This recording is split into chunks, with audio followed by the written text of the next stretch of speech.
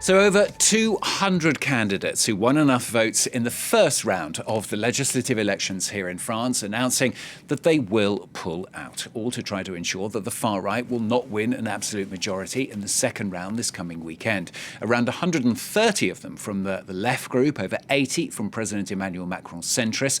But will it be enough to avoid the far right taking power for the first time here since France's occupation by Nazi Germany in World War II? Well, it all comes as today, the last ever, we assume anyway, cabinet meeting of Emmanuel Macron's government is getting underway. And our reporter Clovis Casali is there for us. Clovis, an historic cabinet meeting, we imagine anyway, the last of its kind, probably.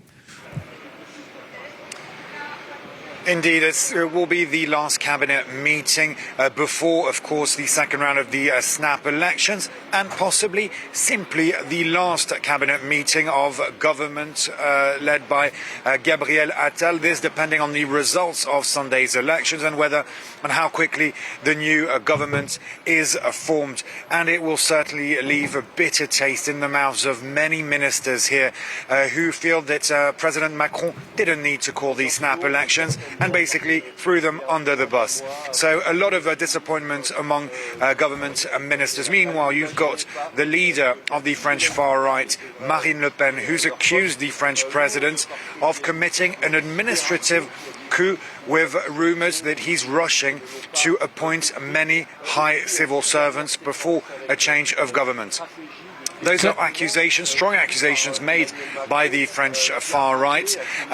The Élysée, on the other hand, saying that they are not making any rushed appointments. They are only making the appointments they were planned for a long time. Clovis, meanwhile, a lot of talk now, of course, about how to beat the far right. That's obviously going to be one of those main discussions there. Prime Minister Gabriel Attal said this morning again that everything needed to be done to prevent the far right from getting into government. It's also the position of the French president. Not a single vote should go to the National Rally and the French far right.